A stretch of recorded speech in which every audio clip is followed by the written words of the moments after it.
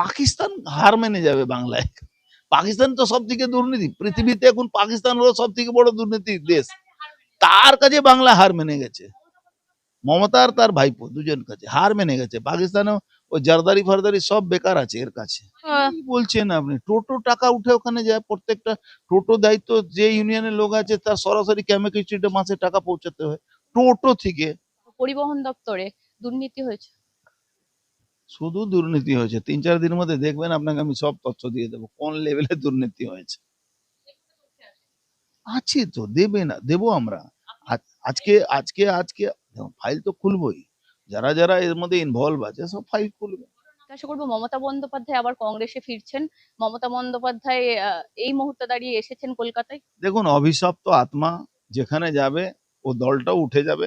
ইনি এখানে উঠে দিয়েছেন, ওখানে গেলে ওটা উঠে যাবে, নিশ্চিত থাকুন। এজেন্সি মাধ্যমে ড্রাইভার নেওয়া হচ্ছে। আরে পার্মানেন্ট কন্ট্রাকচুয়াল, তারপরে এজেন্সি মানে কি হলো? কোথায় কত বড় ঘপলা! এজেন্সি নাকি অভিষেক ব্যানার্জি লোকেদের এজেন্সি আছে। এই সব লেভেলে কাজ করে পুরো ডিপার্টমেন্টটাকে শেষ করে। গুলো 5 ট্রিপ চালাবার কথা, যেখানে 1 ট্রিপ চলে, বাদ বাকি তেলটা বিক্রি হয়ে যায়। কোনো জিপিএস সিস্টেম নেই, কোনো ট্র্যাকিং সিস্টেম নেই। আমি আজ কেউ আমার মনে আমি করি কি আমি জুট মিলে চাকরি করেছি, আমার এটা নিজেকে গর্ব। আমার দরকার ছিল না, বাট আমি শিখেছি কাজ করে, যাতে আমাকে কেউ ভুল না বোঝাতে পারে।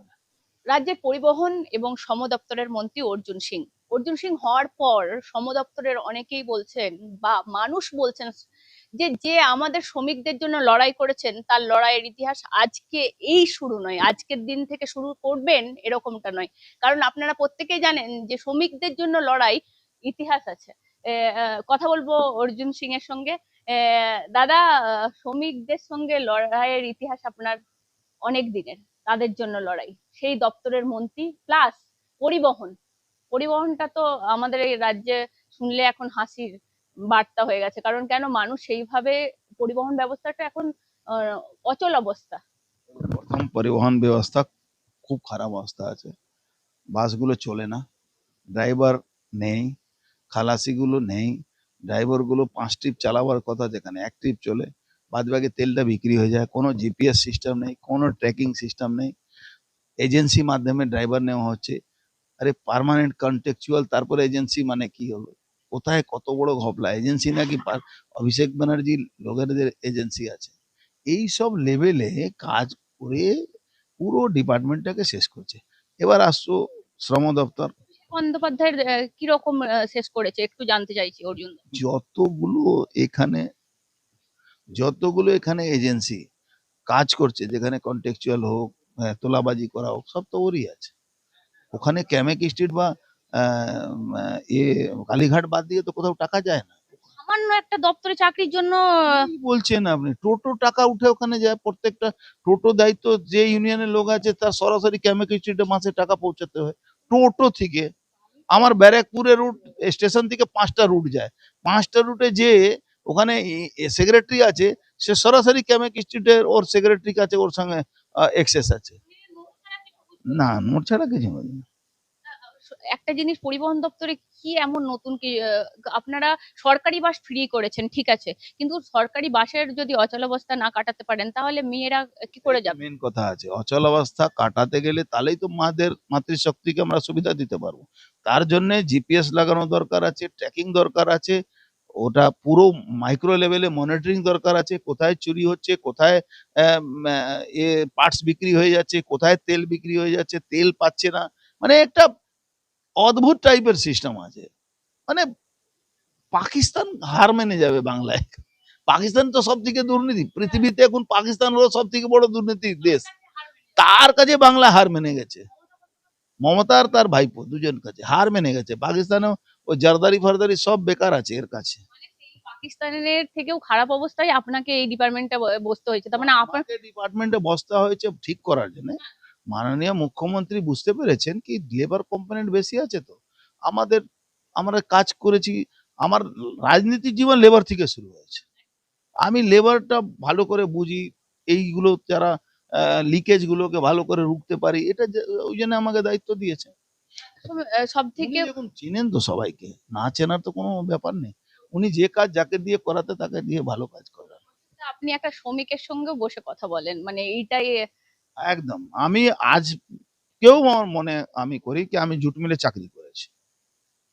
আমার এটা নিজেকে গর্ব। আমার দরকার ছিল না, বাট আমি শিখেছি কাজ করে, যাতে আমাকে কেউ ভুল না বোঝাতে পারে। আমার রিয়েলি কোনো দরকার ছিল না আমার চাকরি করা, বাট আমি চাকরি করেছি মেশার জন্য, শেখার জন্য। আচ্ছা, যদি না শিখি তাহলে মানে কি বলবো, আপনাকে কিছু বলতে পারবো? এই যে অফিসাররা এখানে বসে বা মিল মালিকরা বসে আমাকে ভুল বুঝাবে, তো আমার তো ভুল, আমাকে ওই বুঝে চলে যেতে হবে। হ্যাঁ, 100% বুঝিয়ে দেবে। আমার সঙ্গে কনসিলেশনে বস, পারবে না কেউ। কিন্তু একটা জিনিস জিজ্ঞাসা করবো, মমতা বন্দ্যোপাধ্যায় আবার কংগ্রেসে ফিরছেন। মমতা বন্দ্যোপাধ্যায় এই মুহূর্তে দাঁড়িয়ে এসেছেন কলকাতায়। দেখুন, অভিশপ্ত আত্মা যেখানে যাবে ও দলটাও উঠে যাবে। ইনি এখানে উঠে দিয়েছেন, ওখানে গেলে ওটা উঠে যাবে, নিশ্চিত থাকুন। আপনাকে আর বেশি মানে খাটনি করতে হবে না। একটু আমাদের উপরেই আপনারা বেশি প্রেসার দেবেন যাতে আমরা ভালো কাজ করতে পারি। পরিবহন দপ্তরে দুর্নীতি হয়েছে। শুধু দুর্নীতি হয়েছে, 3-4 দিনের মধ্যে দেখবেন, আপনাকে আমি সব তথ্য দিয়ে দেবো কোন লেভেলে দুর্নীতি হয়েছে। আছে তো, দেবে না, দেবো আমরা। আজকে আজকে আজকে ফাইল তো খুলবই।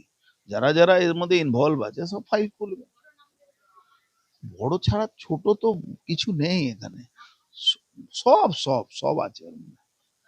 আর একটা জিনিস জিজ্ঞাসা করব, এই মুহূর্তে দাঁড়িয়ে গোটা পশ্চিমবঙ্গের মানুষকে পরিবহন দপ্তর সব থেকে বড় দপ্তর, ওর কি বার্তা দেবেন, কি আশ্বস্ত করবেন? অনেকক্ষণ তো অফিস টাইমে বাসের জন্য দাঁড়িয়ে থাকতে হয় দেখুন, মানুষকে। এটা আমাদের চ্যালেঞ্জ আছে, আমরা বাস দেব, বাসটাকে রানিং করব। দেখুন 20টা ইলেকট্রিক বাস আছে, এখনো ঠিক হয়নি কি চার্জ কোথা থেকে করবে, বাস চালাবেন কি করে? ইলেকট্রিক বাস তো চার্জিং পয়েন্ট দরকার হবে, ঠিকই হয়নি কোথা থেকে, 3 মাস হয়ে গেছে। ফিরাদ হাকিম যখন দায়িত্ব পেয়েছিলেন তখন দেখেছিলাম নিজে বাস ড্রাইভ করেছিলেন। আরে আমি বাস চালাতে পারবো না, কিন্তু আমি মানে যারা এই দুর্নীতি করেছে তাদের সঙ্গে যা ব্যবস্থা আমরা ঠিক নিয়ে নেব। তাদের ফাইলগুলো খুলবেন, শুধু খুলবেন নয়, তাদের কি শাস্তি হবে সেটা বলুন। ফাইল খুলবো সবাই বলছে দায়িত্ব পেয়ে। অ্যাকশন হবে। হ্যাঁ, অর্জুন দা, আর একটা সবশেষ, এই মুহূর্তে দাঁড়িয়ে পরিবহন দপ্তরে যেমন বলছেন শ্রমিকদের উদ্দেশ্যে, শ্রমিকদের যে ন্যায্য মূল্য সেগুলো ফিরিয়ে দেবেন। 100% শ্রমিকদের অধিকারটাকে ফিরিয়ে দেবো, 100% দেবো। আমি জানি তো, আমার নলেজ আছে যে যারা মিল মালিকরা এসে এখানে কাঁদে, অ্যাকচুয়ালি তারা কত বড় টাকাগুলো, শ্রমিকের টাকাগুলো সাইফন করে, তা আমার তো জানা আছে না।